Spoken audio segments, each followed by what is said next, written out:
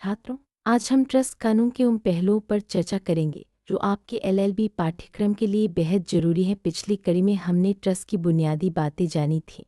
अब हम लाभार्थियों के अधिकार, ट्रस्ट का उल्लंघन, उपचार, ट्रस्टी के बचाव, ट्रस्ट के प्रकार, ट्रस्ट डीड और आधुनिक कानून में ट्रस्ट की भूमिका को विस्तार से समझेंगे। ये वीडियो आपको ट्रस्ट कानून की गहराई। लाभार्थी केवल संपत्ति पाने वाले नहीं होते, बल्कि कानून उन्हें विशेष अधिकार और सुरक्षा भी देता है। सबसे पहले, लाभार्थी को ट्रस्ट की शर्तों के अनुसार काम करवाने का अधिकार है। यदि ट्रस्टी अपने कर्तव्यों का पालन नहीं करता, तो लाभार्थी उसे कानून के माध्यम से जवाबदेह ठहरा सकते हैं। इसके अलावा, लाभार्थी को ट्रस्ट की संपत्ति और उसके प्रबंधन से जुड़ी हर लाभार्थियों को ट्रस्ट की संपत्ति और उसके प्रबंधन से जुड़ी हर महत्वपूर्ण जानकारी मांगने का अधिकार है। ये पारदर्शिता ट्रस्ट के संचालन में विश्वास बनाए रखती है। यदि ट्रस्टी कोई जानकारी छुपाता है या पारदर्शिता में कमी लाता है, तो लाभार्थी अदालत की मदद ले सकते हैं। ये अधिकार लाभार्थियों को ट्रस्ट की स्थिति और कार्यों की निगरानी करने का अवसर देता है,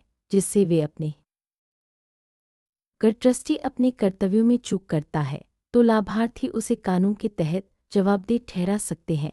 ये अधिकार ट्रस्ट के संचालन में अनुशासन और ईमानदारी बनाए रखने के लिए जरूरी है। लाभार्थी अदालत में जाकर ट्रस्टी की जिम्मेदारी तय कर सकते हैं और आवश्यक कार्रवाई की मांग कर सकते हैं। इससे ट्रस्टी पर जिम्मेदारी का बोझ बना रहता है और वह लाभार्थियों के हित में। अब ट्रस्टी ट्रस्ट डीड में लिखे नियमों का पालन नहीं करता या अपने कर्तव्यों के प्रति लापरवाही बरतता है, तो इसे ट्रस्ट का उल्लंघन कहा जाता है।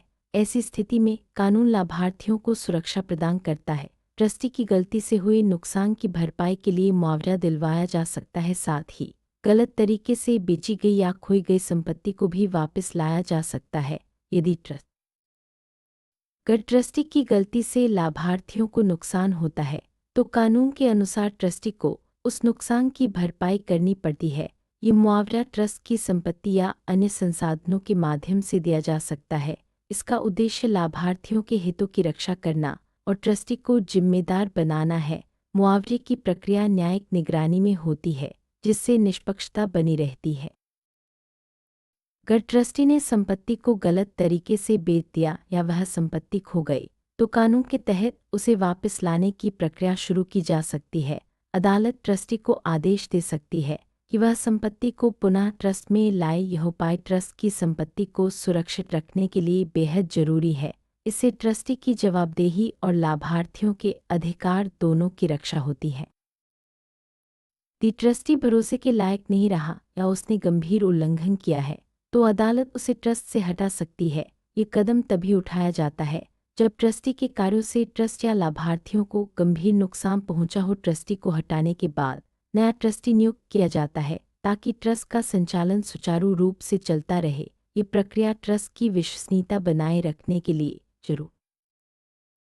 अदालतें ट्रस्ट विवादों को सुलझाने के लिए कई प्रकार के उपचार देती हैं। इनमें सबसे महत्वपूर्ण है निषेधाज्ञा, जिसके तहत किसी गलत कार्य को तुरंत रोकने का आदेश दिया जाता है। इसके अलावा अदालत ट्रस्टी को वे कार्य करने के लिए मजबूर कर सकती है जो उसे करने ही थे। यदि ट्रस्टी ने ट्रस्ट की संपत्ति से निजी लाभ कमाया है, तो वह लाभ ट्रस्ट को वापस देना पड़ता है। निषेधाज्ञा एक ऐसा आदेश है जिसमें अदालत ट्रस्टी या किसी अन्य पक्ष को किसी गलत कार्य को तुरंत रोकने का निर्देश देती है। यह उपाय तब जरूरी होता है जब ट्रस्ट की संपत्ति या लाभार्थियों के हितों को तत्काल खतरा हो। निषेधाज्ञा से ट्रस्ट की संपत्ति की रक्षा होती है और ट्रस्टी को अनुशासन में रखा जाता है। विशिष्ट प्रदर्शन का अर्थ है कि अदालत ट्रस्टी को वे कार्य करने के लिए मजबूर करती है जो उसे ट्रस्ट डीड के अनुसार करने ही थे। यह उपाय तब लागू होता है जब ट्रस्टी अपने कर्तव्यों का पालन नहीं करता। इससे ट्रस्ट के उद्देश्यों की पूर्ति सुनिश्चित होती है और लाभार्थियों के अधिकारों की रक्षा होती है। अगर ट्रस्टी ने ट्रस्ट की संपत्ति से निजी लाभ कमाया है, तो अदालत उसे वह लाभ ट्रस्ट को लौटाने का आदेश देती है। यह उपाय ट्रस्टी की ईमानदारी और ट्रस्ट के हितों की रक्षा के लिए जरूरी है। लाभ का हिसाब लगाकर ट्रस्टी से वसूली की जाती है, जिससे ट्रस्ट की संपत्ति सुरक्षित रहती है। ट्रस्ट विवादों में कभी कभी ट्रस्टी भी अपनी सफाई में कुछ बचाव ले सकते हैं। इनमें प्रमुख है लेचेस, यानी यदि लाभार्थियों ने बहुत देर से मुकदमा किया हो। दूसरा है स्वीकृति, जब लाभार्थी को उल्लंघन की जानकारी थी और उसने बिना आपत्ति जताए उसे स्वीकार कर लिया। तीसरा है अशुद्ध हाथ, जब लाभार्थी का खुद का व्यवहार भी गलत रहा हो। ये बचाव ट्रस्टी को न्यायिक प्रक्रिया में एचएस का अर्थ है कि यदि लाभार्थियों ने बहुत देर से मुकदमा किया है तो ट्रस्टी के खिलाफ कार्रवाई में छूट मिल सकती है। अदालत इस बात को देखती है कि देरी से ट्रस्टी को कोई अन्याय तो नहीं हुआ। यह सिद्धांत न्यायिक प्रक्रिया में समय की पाबंदी और निष्पक्षता बनाए रखने के लिए जरूरी है। स्वीकृति का अर्थ है कि यदि लाभार्थी को ट्रस्टी के उल्लंघन की जानकारी थी और उसने बिना आपत्ति जताए उसे स्वीकार कर लिया, तो बाद में वह ट्रस्टी के खिलाफ कार्रवाई नहीं कर सकता। यह सिद्धांत लाभार्थियों की निष्क्रियता को ध्यान में रखता है और ट्रस्टी को अनावश्यक परेशानियों से बचाता है। शुद्ध हाथ का सिद्धांत कहता है कि यदि लाभार्थी का खुद का व्यवहार भी गलत रहा हो तो वह ट्रस्टी के खिलाफ न्यायिक राहत नहीं मांग सकता। अदालत निष्पक्षता बनाए रखने के लिए दोनों पक्षों के आचरण को देखती है। ये सिद्धांत न्याय और संतुलन के लिए जरूरी है। ट्रस्टों को उनके उद्देश्य के आधार पर दो मुख्य भागों में बांटा गया है, धर्मार्थ ट्रस्ट और निजी ट्रस्ट। धर्मार्थ ट्रस्ट सार्वजनिक हित के लिए बनाए जाते हैं, जैसे शिक्षा, गरीबों की मदद या धार्मिक उद्देश्य। इन्हें कानून विशेष छूट देता है। निजी ट्रस्ट परिवार के सदस्यों या किसी खास समूह के लिए बनाए जाते हैं, जिनका मुख्य उद्देश्य संपत्ति को सुरक्षित रखना होता है। धर्मार्थ ट्रस्ट वे होते हैं जो समाज के व्यापक हित के लिए बनाए जाते हैं। इनमें शिक्षा, गरीबों की सहायता, धार्मिक कार्य आदि शामिल हैं। कानून इन्हें विशेष छूट और संरक्षण देता है ताकि समाज में कल्याणकारी कार्य बढ़ सके। धर्मार्थ ट्रस्ट पारदर्शिता और जवाबदेही के साथ संचालित होते हैं। निजी ट्रस्ट परिवार के सदस्यों या किसी विशेष समूह के लिए बनाए जाते हैं। इनका मुख्य उद्देश्य संपत्ति को सुरक्षित रखना और उत्तराधिकारियों को सही तरीके से संपत्ति हस्तांतरित करना होता है। निजी ट्रस्ट में पारदर्शिता और उत्तरदायित्व का विशेष ध्यान रखा जाता है। ट्रस्ट डीड वह मुख्य दस्तावेज है जिसे ट्रस्ट का ब्लूप्रिंट कहा जाता है। इसमें साफ साफ लिखा होता है कि ट्रस्टी के पास क्या शक्तियां हैं और लाभार्थियों के क्या अधिकार हैं। ट्रस्ट डीड के बिना ट्रस्ट का संचालन संभव नहीं है। ये दस्तावेज ट्रस्ट के उद्देश्य, नियम और शर्तों को स्पष्ट करता है। कभी कभी बदलती परिस्थितियों के कारण ट्रस्ट के उद्देश्य पूरे नहीं हो पाते। ऐसी स्थिति में अदालत ट्रस्ट के नियमों में बदलाव की अनुमति दे सकती है। यह प्रक्रिया ट्रस्ट के उद्देश्यों की पूर्ति और लाभार्थियों के हितों की रक्षा के लिए अपनाई जाती है। आधुनिक समय में ट्रस्ट केवल कानूनी औपचारिकता नहीं है, बल्कि यह हमारे जीवन के कई हिस्सों में काम आता है। संपत्ति नियोजन, व्यापार, पारिवारिक मामले और संपत्ति कानून में ट्रस्ट की भूमिका बढ़ गई है। ट्रस्ट के माध्यम से संपत्ति का सही हस्तांतरण, निवेश फंड का प्रबंधन और बच्चों की वित्तीय सुरक्षा सुनिश्चित की जाती है। संपत्ति नियोजन के तहत ट्रस्ट का उपयोग भविष्य में संपत्ति का सही उत्तराधिकारियों को हस्तांतरित करने के लिए किया जाता है। इससे संपत्ति का बंटवारा न्यायपूर्ण और विवाद रहित होता है।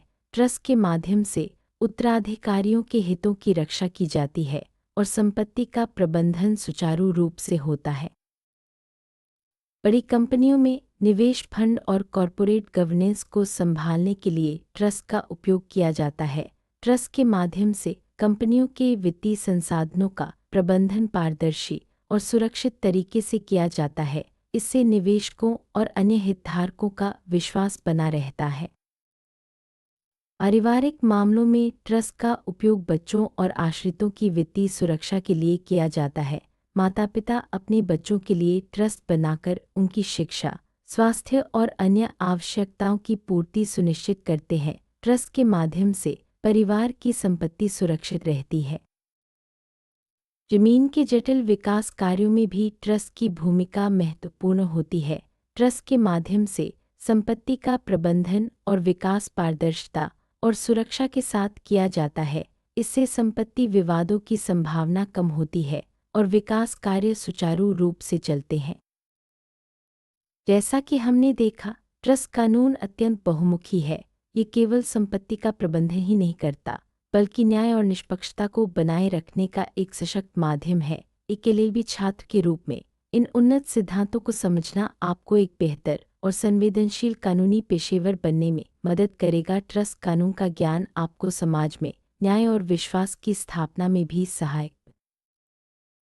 लाभार्थी ट्रस्ट के केंद्र में होते हैं। उनके अधिकारों की रक्षा के लिए कानून ने कई प्रावधान किए हैं। लाभार्थी ट्रस्ट के संचालन पर नज़र रख सकते हैं, जानकारी मांग सकते हैं और ज़रूरत पड़ने पर ट्रस्टी के खिलाफ कार्रवाई कर सकते हैं। इससे ट्रस्ट का उद्देश्य और पारदर्शिता बनी रहती है। ट्रस्टी का कर्तव्य है कि वह ट्रस्ट डीड के अनुसार कार्य करे और लाभार्थियों के हितों की रक्षा करे। ट्रस्टी को ईमानदारी, पारदर्शिता और जिम्मेदारी के साथ ट्रस्ट का संचालन करना चाहिए। यदि ट्रस्टी अपने कर्तव्यों में चूक करता है तो उसे कानूनी परिणाम भुगतने पड़ सकते हैं। अदालतें ट्रस्ट के संचालन में हस्तक्षेप कर सकती हैं, खासकर जब ट्रस्टी अपने कर्तव्यों का पालन नहीं करता या लाभार्थियों के हितों को नुकसान पहुंचता है। न्यायिक हस्तक्षेप से ट्रस्ट की निष्पक्षता और पारदर्शिता बनी रहती है। ट्रस्टी को ट्रस्ट डीड में लिखे नियमों का पालन करना अनिवार्य है। नियमों का उल्लंघन ट्रस्ट के उद्देश्य को विफल कर सकता है और लाभार्थियों के हितों को नुकसान पहुंचा सकता है। इसलिए ट्रस्टी को नियमों का सख्ती से पालन करना चाहिए। पारदर्शिता ट्रस्ट के संचालन में सबसे महत्वपूर्ण तत्व है। इससे लाभार्थियों का विश्वास बना रहता है और ट्रस्टी की जिम्मेदारी सुनिश्चित होती है। पारदर्शिता के बिना ट्रस्ट का उद्देश्य पूरा नहीं हो सकता। ट्रस्ट कानून का मूल उद्देश्य न्याय और निष्पक्षता को बनाए रखना है। ट्रस्ट के संचालन में सभी पक्षों के हितों का ध्यान रखा जाता है। अदालतें भी इसी सिद्धांत के अनुसार निर्णय देती हैं। ट्रस्ट समाज में न्याय, विश्वास और कल्याणकारी कार्यों को बढ़ावा देता है। धर्मार्थ ट्रस्ट समाज के कमजोर वर्गों की सहायता करते हैं, जबकि निजी ट्रस्ट परिवार की संपत्ति की सुरक्षा सुनिश्चित करते हैं। ट्रस्ट का सामाजिक महत्व बहुत बड़ा है। शैक्षिक संस्थानों में भी ट्रस्ट की भूमिका महत्वपूर्ण होती है। कई स्कूल, कॉलेज और विश्वविद्यालय ट्रस्ट के माध्यम से संचालित होते हैं। इससे शिक्षा के क्षेत्र में पारदर्शिता और गुणवत्ता बनी रहती है। स्वास्थ्य सेवाओं में भी ट्रस्ट का उपयोग किया जाता है। अस्पताल और स्वास्थ्य संस्थान ट्रस्ट के माध्यम से समाज को बेहतर सेवाएं प्रदान करते हैं। इससे स्वास्थ्य सेवाओं की गुणवत्ता और पहुंच बढ़ती है। अदालतों ने ट्रस्ट कानून के विकास में कई महत्वपूर्ण मिसालें स्थापित की हैं। इन मिसालों के आधार पर ट्रस्ट के संचालन, लाभार्थियों के अधिकार और ट्रस्टी की जिम्मेदारी को स्पष्ट किया गया है। आधुनिक समय में ट्रस्ट की भूमिका और भी बढ़ गई है। डिजिटल संपत्ति, निवेश और सामाजिक कल्याण के नए क्षेत्रों में ट्रस्ट का महत्व बढ़ रहा है। आने वाले समय में ट्रस्ट कानून में और भी बदलाव और सुधार देखने को मिल सकते हैं। तकनीक के विकास के साथ ट्रस्ट का प्रबंधन भी डिजिटल हो गया है। अब ट्रस्ट की संपत्ति, दस्तावेज और संचालन ऑनलाइन प्लेटफॉर्म के माध्यम से किए जा सकते हैं। इससे पारदर्शिता और सुरक्षा दोनों बढ़ी है। ट्रस्ट के संचालन में कई बार चुनौतियां भी आती हैं, जैसे ट्रस्टी की लापरवाही, संपत्ति विवाद या लाभार्थियों के बीच मतभेद। इन चुनौतियों का समाधान कानून और न्यायिक प्रक्रिया के माध्यम से किया जाता है। ट्रस्ट के संचालन में लेखा जोखा बहुत जरूरी है। ट्रस्टी को ट्रस्ट की संपत्ति और खर्चों का पूरा हिसाब रखना होता है। इससे पारदर्शिता बनी रहती है और लाभार्थियों का विश्वास मजबूत होता है। ट्रस्ट का पंजीकरण कानूनी मान्यता के लिए जरूरी है। पंजीकरण के बाद ट्रस्ट को कानूनी अस्तित्व मिलता है और वह संपत्ति रख सकता है, अनुबंध कर सकता है और अदालत में पक्षकार बन सकता है। कुछ परिस्थितियों में ट्रस्ट की समाप्ति भी हो सकती है, जैसे ट्रस्ट का उद्देश्य पूरा हो जाना या संपत्ति समाप्त हो जाना। समाप्ति के बाद बची संपत्ति का वितरण ट्रस्ट डीड के अनुसार किया जाता है। एलएलबी छात्रों के लिए ट्रस्ट कानून का ज्ञान बेहद जरूरी है। इससे न केवल वे परीक्षा में बेहतर प्रदर्शन कर सकते हैं, बल्कि भविष्य में एक जिम्मेदार और संवेदनशील वकील भी बन सकते हैं। ट्रस्ट कानून के सिद्धांतों को समझना कानूनी पेशे में सफलता की कुंजी है। इस वीडियो में आपने ट्रस्ट कानून के उन्नत पहलुओं को विस्तार से जाना। लाभार्थियों के अधिकार, ट्रस्ट का उल्लंघन, उपचार, ट्रस्टी के बचाव, ट्रस्ट के प्रकार, ट्रस्ट डीड और आधुनिक कानून में ट्रस्ट की भूमिका, इन सभी को समझना आपको एक बेहतर कानूनी पेशेवर बनाएगा। आशा है ये जानकारी आपके अध्ययन और करियर में सहायक सिद्ध होगी।